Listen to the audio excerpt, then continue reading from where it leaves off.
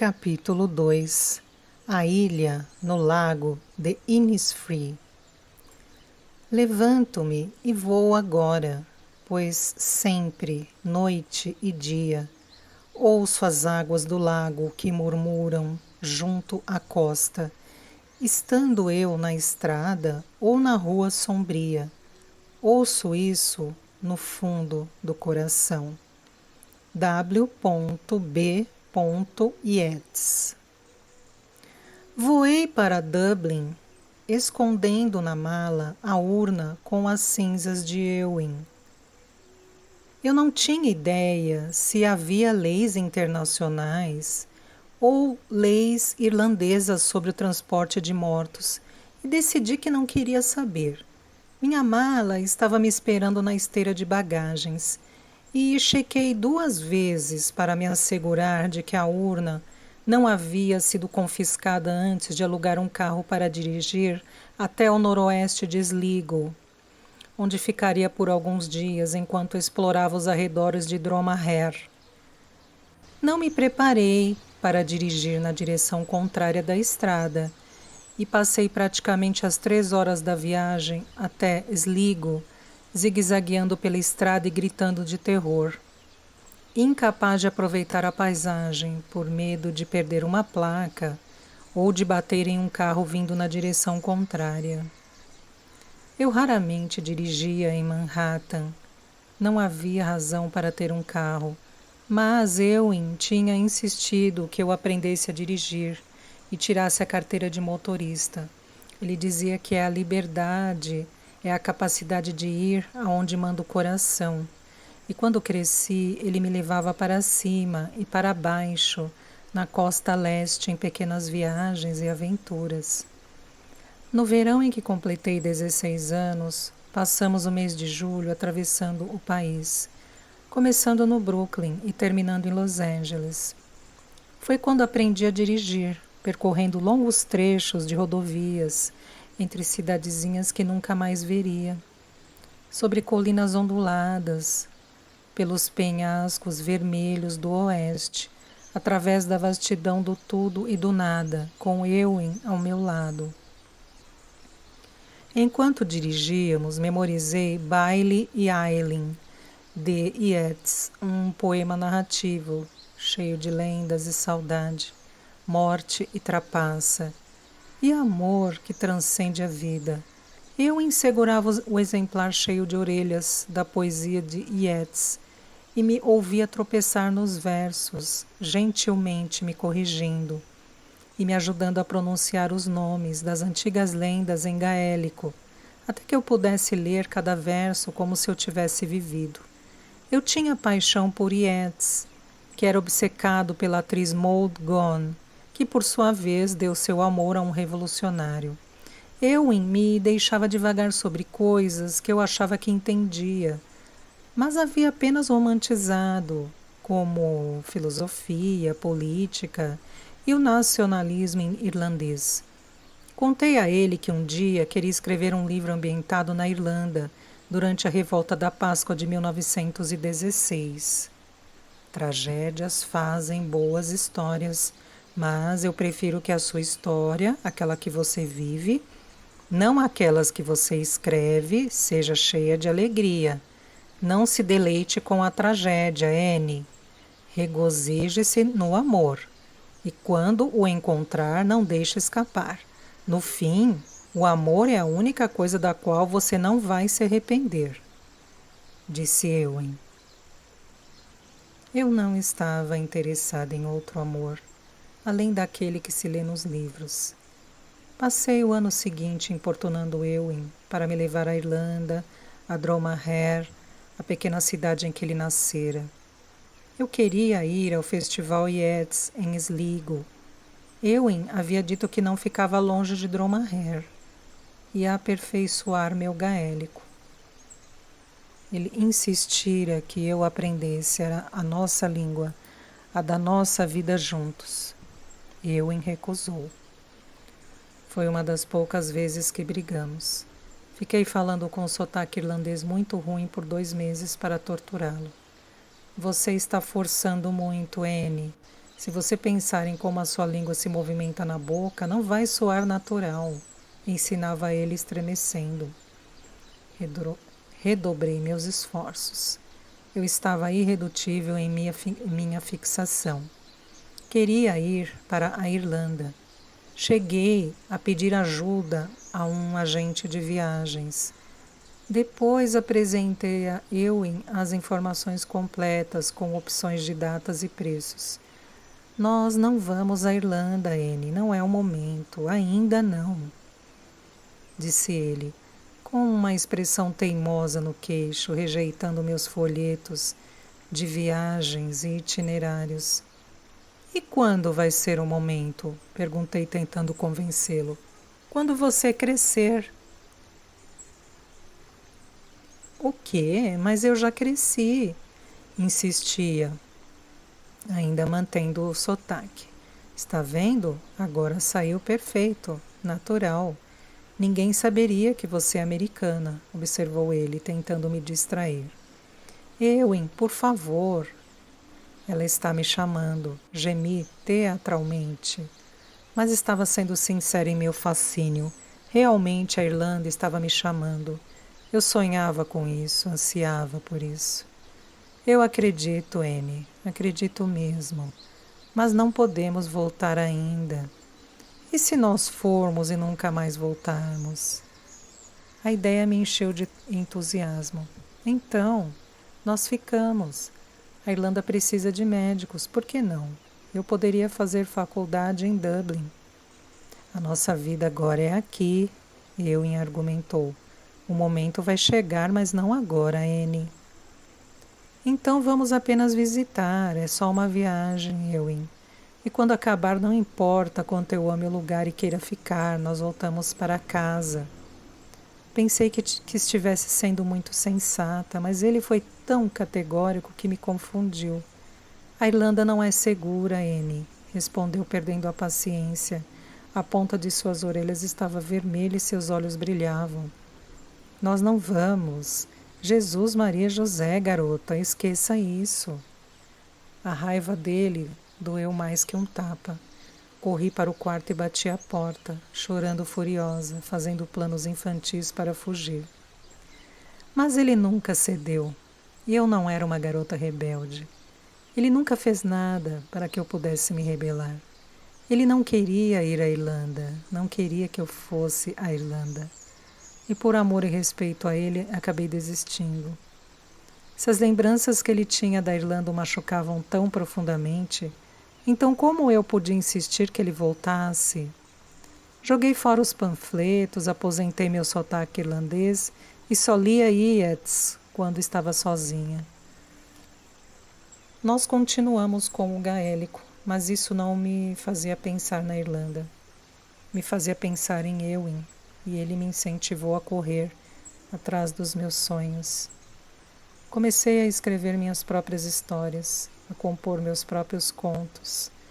Escrevi um romance ambientado na época dos julgamentos das bruxas de Salem, um livro juvenil que vendi para uma editora aos 18 anos.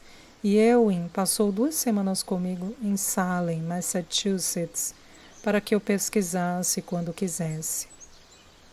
Escrevi um romance sobre a Revolução Francesa, pelos olhos da jovem dama de companhia de Maria Antonieta. Ewen alegremente organizou sua agenda, remarcou pacientes e me levou para a França. Fomos à Austrália para que eu escrevesse uma história sobre os prisioneiros ingleses mandados para lá. Fomos à Itália, a Roma, para que eu pudesse escrever a história de um jovem soldado durante a queda do Império Romano. Fomos ao Japão, às Filipinas e ao Alasca, tudo em nome da pesquisa, mas nunca fomos à Irlanda. Fiz dezenas de viagens sozinha. Passei os últimos 10 anos da minha vida absorta no trabalho, escrevendo uma história após a outra, viajando de um lugar a outro para pesquisar e escrever. Eu poderia ter ido à Irlanda sozinha, mas não fui. Nunca parecia o momento certo, e havia sempre outras histórias para contar. Fiquei esperando por Ewen, mas agora ele se foi. Ewen se foi e eu finalmente estava na Irlanda, dirigindo do lado contrário da estrada, com o fantasma do meu avô na cabeça e suas cinzas no porta-malas. A raiva que senti aos 16 anos, a injustiça e a confusão diante de sua recusa, cresceu em meu peito novamente. Que droga, Ewen! Você deveria estar aqui comigo. Gritei, estapeando o volante. Meus olhos se encheram de lágrimas, quase me fazendo bater em um caminhão que desviou buzinando. Quando cheguei ao hotel Great Southern, um imponente estabelecimento amarelo claro, construído alguns anos depois da Guerra Civil Irlandesa, em Sligo, ao pôr do sol, fiquei sentada no estacionamento lotado e rezei o rosário pela primeira vez em muito tempo, grata por estar viva. Cambaleei até o hotel puxando as malas e depois de fazer o check-in, subi uma escada que me lembrou as cenas de Titanic, o que era estranhamente simbólico, diante da sensação de naufrágio com que vinha lutando desde Nova York. Desabei na cama grande, cercada de móveis pesados e papéis de parede em vários tons de roxo, e adormeci, sem nem tirar os sapatos. Acordei 12 horas depois, desorientada e faminta, e me arrastei até o banheiro, para me aconchegar na banheira ridiculamente estreita, tremendo enquanto tentava descobrir como ligar a água quente. Tudo era diferente o bastante para que eu levasse um tempo para me ajustar, mas semelhante o suficiente para que eu ficasse impaciente comigo mesma, pela dificuldade que estava enfrentando. 1 hora depois, já de banho tomado e vestida, peguei minhas chaves e desci a escada ornamentada que dava para a sala de jantar. Andei pelas ruas de Sligo tragicamente maravilhada. A menina em mim, boquiaberta, com as coisas mais simples, a mulher de luto arrasada, porque eu finalmente estava lá e Owen não estava comigo. Desci a Wolfton Street e fui até o templo, onde fiquei embaixo da torre do sino da enorme catedral de Sligo, com a cabeça inclinada para trás enquanto esperava que ele tocasse. O rosto de William Butler Yeats, de cabelo branco e óculos, estava pintado em um muro, ao lado de palavras que proclamavam que aquele era o país de Yeats. Na pintura, ele estava parecido com Steve Martin, e fiquei ressentida com o desenho cafona. Yeats merecia mais que um mural mal feito. Passei direto pelo Museu de Yeats, em severo protesto. A cidade fica acima do mar e, aqui e ali, a longa praia, brilhante e exposta pela maré, me espiava.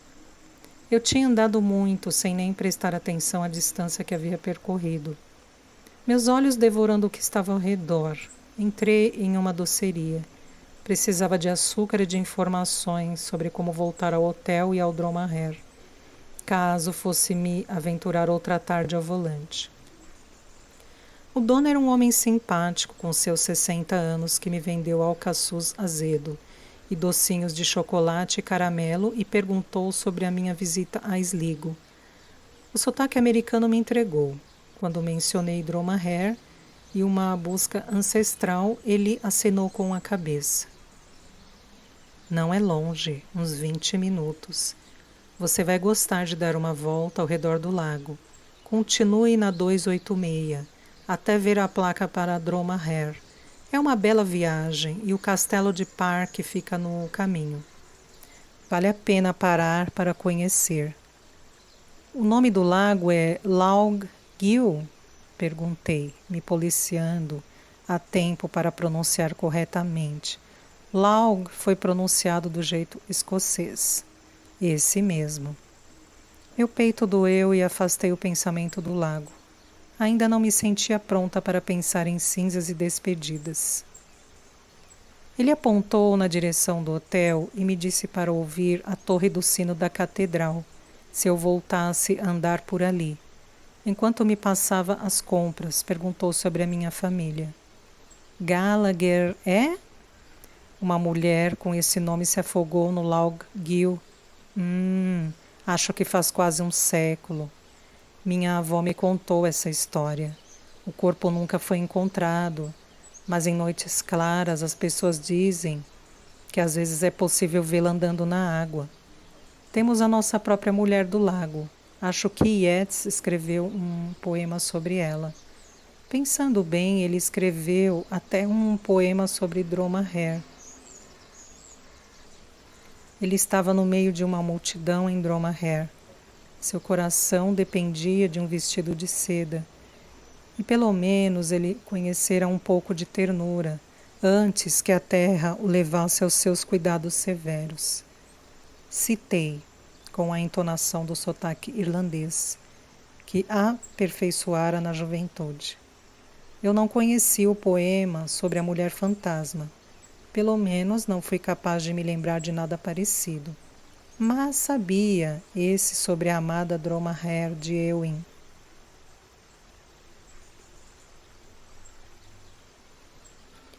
Isso mesmo, nada mal, moça, nada mal mesmo. Sorri e agradeci, colocando um pedaço de chocolate na boca, enquanto perambulava, de volta, cidade afora, em direção ao hotel, que cheirava a tempos e eras passados. O homem da doceria estava certo. A viagem para Dromahair era linda. Eu a prolonguei, agarrando o volante e fazendo as curvas bem lentamente, para minha própria segurança e para a segurança do viajante irlandês desavisado.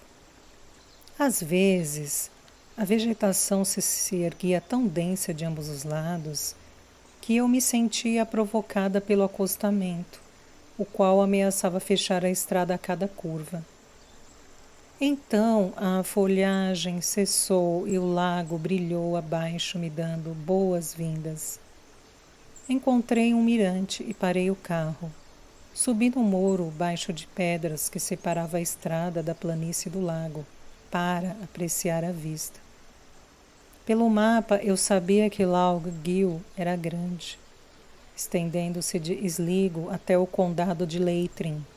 Mas, de onde eu estava, olhando para a margem leste, parecia intimidado e retraído, cercado de terras agrícolas quadradas, delimitadas por pedras, que se erguiam das margens até as colinas por todos os lados. Às vezes, uma casa despontava na colina, mas eu não imaginava que a vista fosse muito diferente do que era 100 anos antes.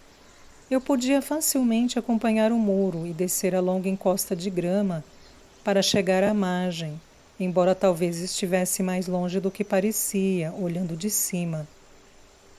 Levei isso em consideração, pensando também que levaria a urna comigo para a temida tarefa que me acompanhava. Parte de mim não queria nada a não ser mergulhar os pés no azul plácido e contar a Éowyn que eu havia encontrado seu lar. Resisti ao chamado da água, sem saber se o terreno até a margem do lago era pantanoso, sob a grama que se estendia à minha frente. Ficar presa na lama até os quadris com a urna de Éowyn não estava nos meus planos.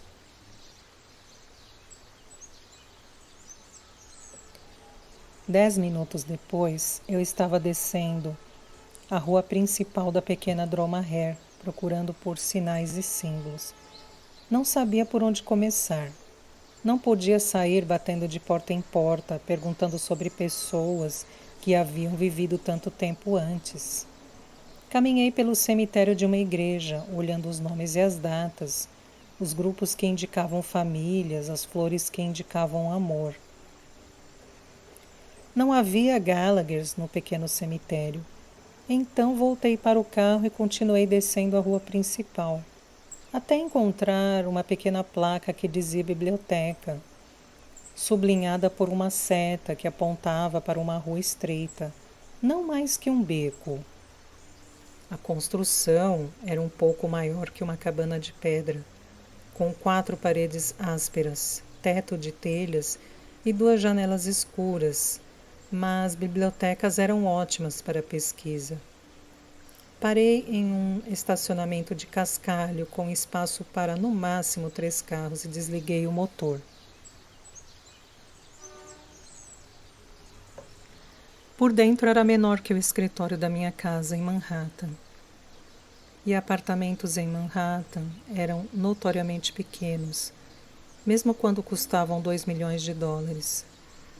Uma mulher, talvez alguns anos mais velha que eu, estava curvada sobre um romance, e livros que precisavam ser recolocados na prateleira jaziam empilhados sobre a mesa. Ela se ajeitou na cadeira e sorriu vagamente, ainda perdida em sua história, e eu estendi a mão para cumprimentá-la. Olá! Eu sei que pode parecer estranho, mas pensei que talvez a biblioteca seria um bom lugar para começar. Meu avô nasceu aqui em 1915. Ele disse algo sobre o pai dele ser fazendeiro. Meu avô foi para os Estados Unidos no começo dos anos 30 e nunca mais voltou. Eu queria ver, acenei inutilmente, em direção à ampla janela, que dava para o pequeno beco e pela qual não havia nada para ver. De onde ele era e talvez descobrir onde os pais dele estão enterrados. Qual é o sobrenome da família? Gallagher, eu disse, esperando não ouvir novamente a história da mulher que morreu afogada no lago. É um sobrenome bem comum. Minha mãe era Gallagher, mas ela é de Donegal. Ela se levantou e contornou a mesa e as pilhas de livros que claramente não tinha onde colocar. Temos uma coleção inteira de livros escritos por uma mulher chamada Gallagher. Ela parou na frente de uma prateleira e endireitou uma pilha. Foram escritos no começo dos anos 20, mas impressos profissionalmente e doados à biblioteca na primavera passada. Já li todos, realmente encantadores, todos eles. Ela estava à frente do seu tempo. Sorri e concordei com a cabeça. Livros de uma mulher com o mesmo sobrenome que eu não era exatamente o que eu estava procurando, mas eu não queria ser rude. Que aldeia? Ela perguntou com expectativa. Olhei para ela sem expressão. Aldeia? A terra é dividida em aldeias e cada uma tem um nome. Existem cerca de 1.500 aldeias no condado de Leitrim.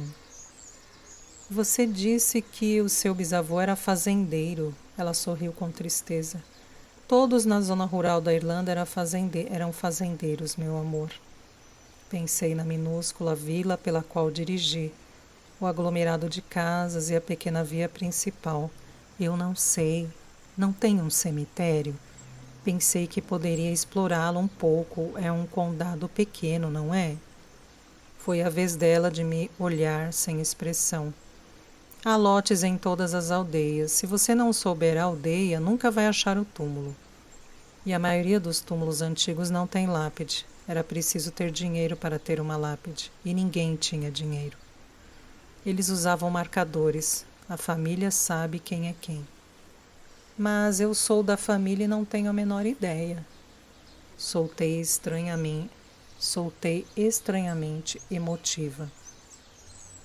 Problemas com o fuso horário, experiências de quase morte e agulhas em palheiros estavam começando a me abalar. Vou ligar para a Maeve. Ela foi secretária da paróquia de Killanumary por quase 15 anos. Ofereceu a mulher com os olhos arregalados pela minha angústia. Talvez tenha alguns registros de igrejas que você possa examinar. Se tem alguém que sabe de alguma coisa, esse alguém é a Maeve. Ela pegou o telefone e discou o número de memória. Seus olhos passando desconfortavelmente entre mim e a pilha de livros na mesa. Maeve, aqui é a Deirdre, da biblioteca. O livro que você estava esperando está disponível. Não esse. Aquele sobre o bad boy bilionário. Deirdre ficou em silêncio, assentindo com a cabeça, embora a mulher com quem estava falando não pudesse ver. Isso mesmo, eu dei uma espiada, você vai gostar. Seus olhos se voltaram para mim e se afastaram novamente. Maeve, estou com uma mulher aqui, ela veio dos Estados Unidos e diz que a família é desta região. Será que tem algum registro de paróquia em que ela poderia dar uma olhada? Ela quer descobrir onde eles estão enterrados. Assentiu de novo, mas com expressão triste desta vez. E imaginei que Maeve estivesse falando o que ela já sabia. Você pode ir a Ballinamore, disse Deirdre, afastando a boca do telefone, como se Maeve a tivesse instruído a me dizer isso imediatamente. Há um centro genealógico lá. Talvez eles possam ajudar. Você está hospedada em Sligo? Fiz que sim com a cabeça, surpresa. Aqui não há onde se hospedar, a menos que você tenha alugado um quarto na mansão perto do lago. Mas a maioria dos turistas não sabe da existência do lugar e eles não divulgam, explicou Deirdre. Balancei a cabeça, indicando que eu também não sabia, e Deirdre relatou isso a Maeve. O sobrenome da família é Gallagher. Ela ouviu por um momento. Eu digo a ela. Afastou o telefone da boca novamente. Maeve pediu que você leve o livro sobre o bilionário para ela e que vocês tomem um chá juntas. Disse que você pode contar a ela sobre a sua família e talvez ela pense em algo.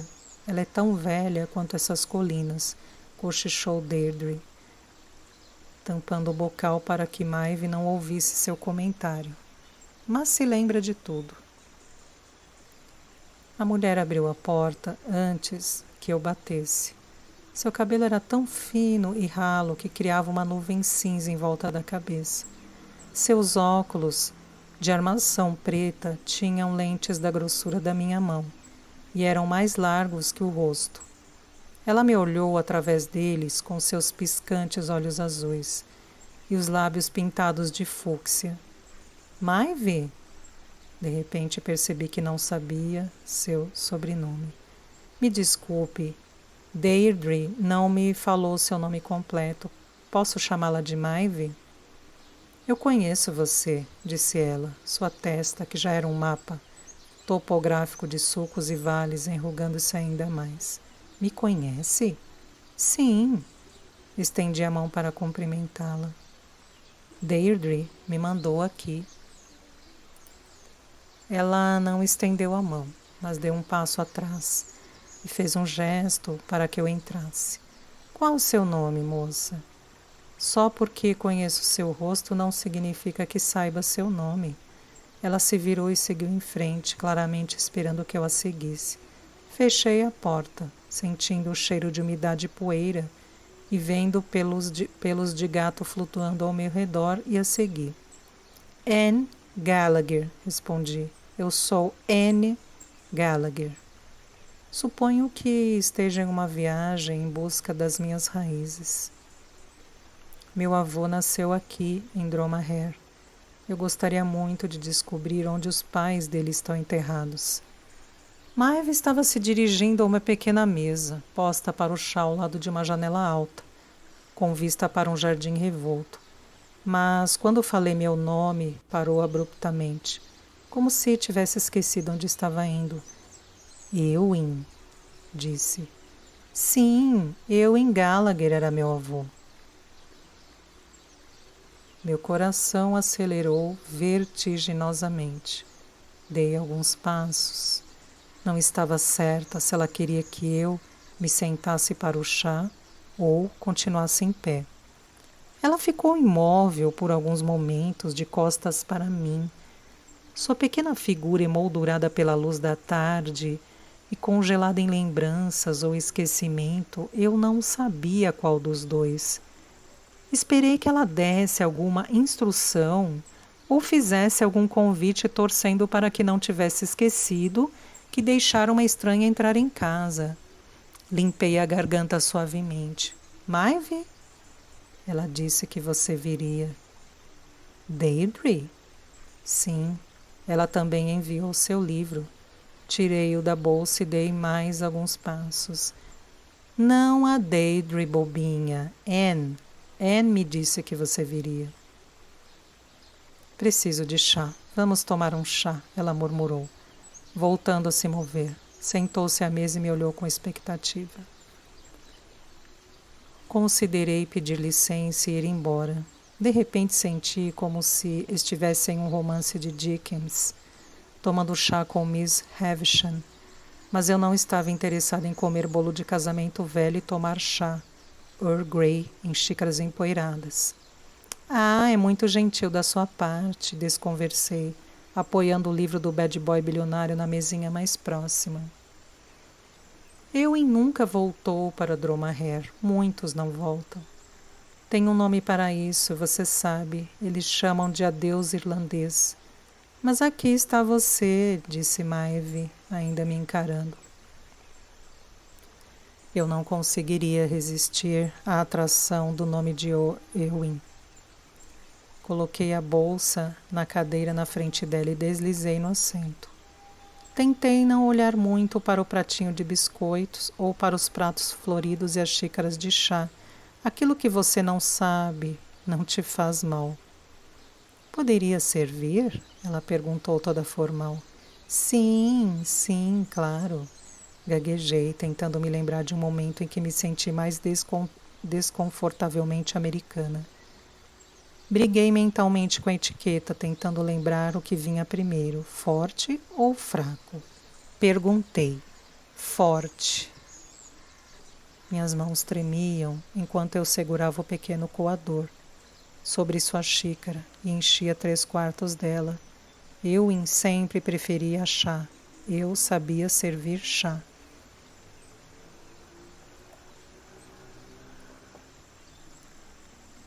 Açúcar, limão ou leite? Perguntei. Ela fungou. Puro.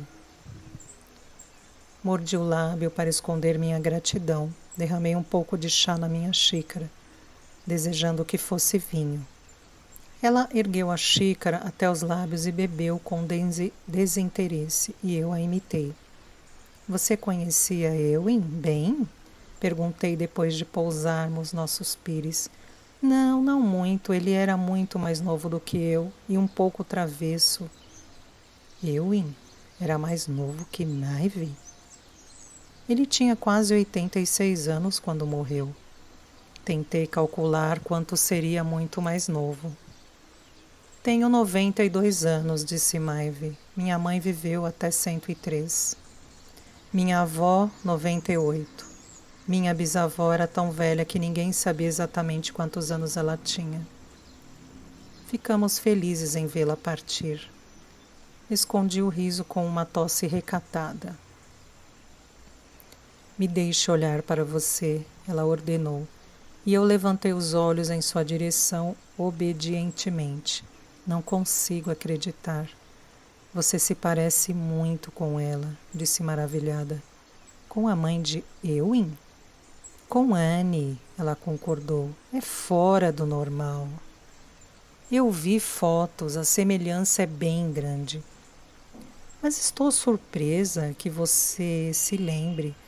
Você devia ser muito pequena quando ela morreu. Não, ela balançou a cabeça. Ah, não, eu a conhecia bem. Que eu saiba, Declan e Anne Gallagher morreram em 1916.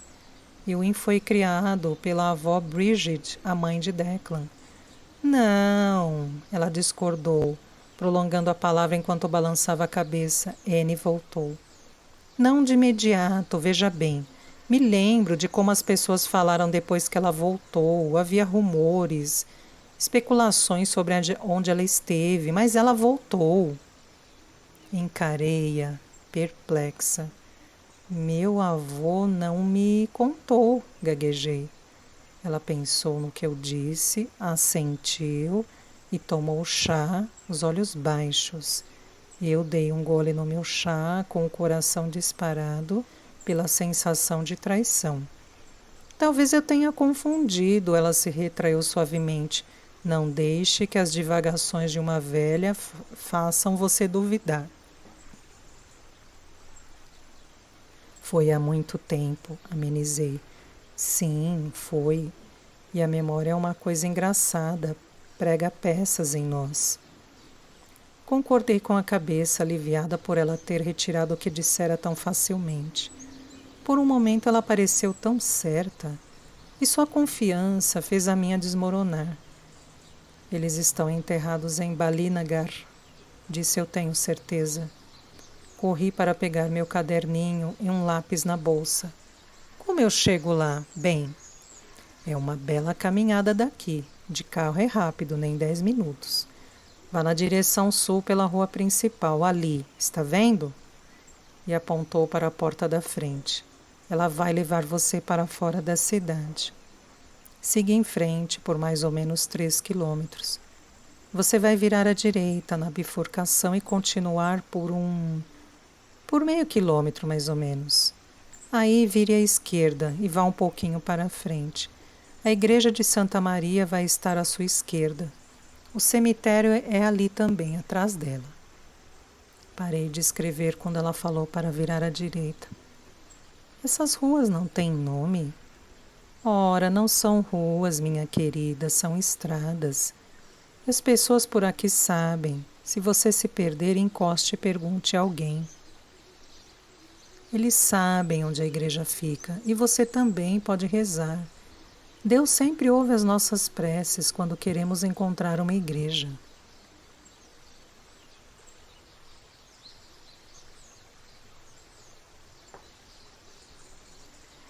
(15 de maio de 1916) A viagem para Dromahair com o corpo de Declan, embalado e preso ao estribo do carro, foi a mais longa da minha vida. Bridget não conseguia falar. E o bebê estava inconsolável, como se pudesse sentir a escuridão de nosso desespero. Depois de deixá-los em Garvagh Gleb, levei Declan ao padre Darby para o enterro. Nós o colocamos para descansar em Balinagar, ao lado de seu pai. Comprei uma lápide que será colocada quando a gravura estiver pronta. Se Anne estiver morta, como eu temo, vamos enterrá-la ao lado de Declan. E eles vão dividir a lápide. É o que eles gostariam. Voltei a Dublin. Embora retornar à cidade tenha sido difícil, o exército britânico declarou lei marcial e todas as estradas estavam bloqueadas por veículos blindados e soldados. Mostrei meus documentos e minha maleta médica e eles acabaram me deixando passar. Os hospitais estão cheios de insurgentes, soldados e civis feridos. Principalmente civis, há muita necessidade. Então eles me deixaram passar enquanto outros tiveram que voltar. Procurei em necrotérios e nas morgues dos hospitais. Jervis Street, Mater, St. Patrick Dams, até no hospital de mulheres, onde ouvi que os rebeldes haviam se reunido na grama, depois de se renderem. Fui também a um hospital de campanha provisório na Marion Square, embora nada restasse a não ser as pessoas que moravam nas redondezas. Elas me disseram que os mortos e feridos tinham sido levados, mas não sabiam ao certo para onde. Rumores de valas comuns com corpos não identificados nos cemitérios de Glasnevin e Dreams Grange me fizeram implorar aos zeladores sitiados por nomes que eles não podiam fornecer. Disseram que eu havia chegado tarde demais e que as listas dos mortos seriam compiladas e em algum momento publicada no Irish Times, embora ninguém soubesse quando. Procurei pelas ruas, desci as estruturas queimadas de edifícios, outrora grandiosos, na Sackville, e rodei por cinzas sem fim, que em alguns lugares ainda estavam tão quentes que podiam derreter meus sapatos. Na Moore Street, onde eu havia encontrado Declan, as pessoas entravam e saíam de cortiços em ruínas. Um deles, que ficava bem no centro, fora atingido diretamente e desmoronou. As crianças corriam sobre os escombros, em busca de lenha e coisas que pudessem vender. Foi aí que vi o chale de Anne, um verde brilhante que combinava com os seus olhos.